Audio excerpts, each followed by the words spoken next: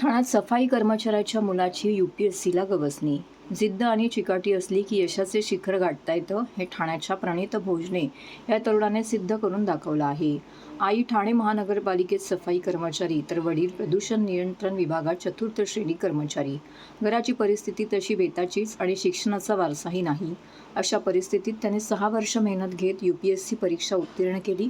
Carton road परिसरात राहणाऱ्या प्रणितने IT इंजिनियरची पदवी मिळवली. पण इंजिनियर बनण्यापेक्षा सरकारी अधिकारी बनण्याचं स्वप्न प्रणितने पाहिले. त्याची धडपड अनेक तरुणांसाठी नक्कीच प्रेरणादायी ठरणार आहे. 2023मध्ये दिलेल्या UPSC परीक्षेचा निकाल काल लागला. यामध्ये ठाणेकर प्रणित भोजनेचंही नावही झळकलं आहे. त्यामुळे त्याच्यावर सध्या अभिनंदनाचा वर्षा होत आहे. पण हा पल्ला गाठण्यासाठी त्याने तब्बल 7 वर्ष तपश्चर्या केली. खरं तर प्रणितचे वडील सुभाष भोजने आणि आई सोनाली भोजने ठाणे महानगरपालिकेत चतुर्थ श्रेणीचे कामगार. त्यांचे शिक्षणही 10वीपर्यंतच, पण आपल्या नशिबी आलेले काम आपल्या मुलांनी करू नये ही त्यांची इच्छा होती. त्यातूनच त्यांनी आपल्या 3ही मुलांना शिकवलं. यामध्ये प्रणित आधीपासूनच हुशार होता. अभ्यासू प्रणितला आईवडिलांनी IT इंजिनियर केले. आता आपली परिस्थिती सुधारणार असं त्यांना वाटले. पण प्रणितच्या डोक्यात सरकारी अधिकारी होण्याचा विचार फिरू लागला. त्याने तसे आईवडिलांना स्पष्ट सांगूनही टाकले आणि UPSC परीक्षेच्या तयारीला लागला. हे कोणते नवीन खूळ असा प्रश्न साहजिकच त्याच्या वडिलांना पडला. पण मुलांच्या हट्टासमोर त्यांचं काहीही चाललं नाही. 2016 साली प्रणित भोजने UPSC अभ्यासासाठी पुण्याच्या बार्टी येथे दाखल झाला. वर्षभरानंतर तो दिल्ली शिक्षणासाठी गेला.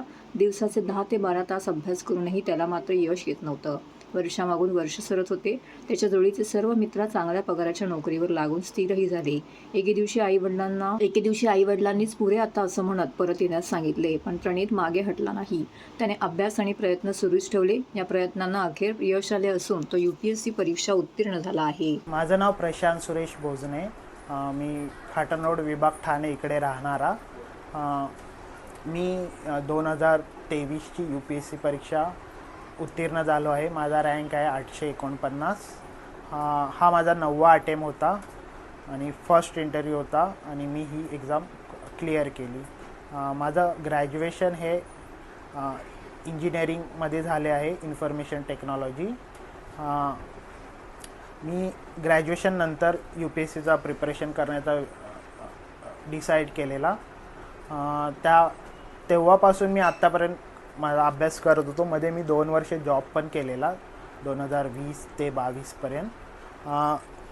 बार्टी या संस्थेमार्फत आम्हाला स्कॉलरशिप भेटलेली. त्या स्कॉलरशिपच्या आधारावर मी 2018ला दिल्लीत गेलो आणि तिकडे गेल्यानंतर प्रिलियम्स आणि मेन्स याचा अभ्यास कसा करणं हे मला तिकडेच जास्त मला ते समजलं की कसा करायचा असतो अभ्यास. आणि आम्ही जवळपास 10 ते 12 तास अभ्यास तर रोज करायचो. पण ती कन्सिस्टन्सी आणि प्लॅनिंग ही मेंटेन ठेवणं खूप डिफिकल्ट असतं. हो, तिकडे दिल्लीला असं आम्हाला म्हणजे घर सोडून असतं तर आम्हाला थोडंफार वाईट वाटायचं.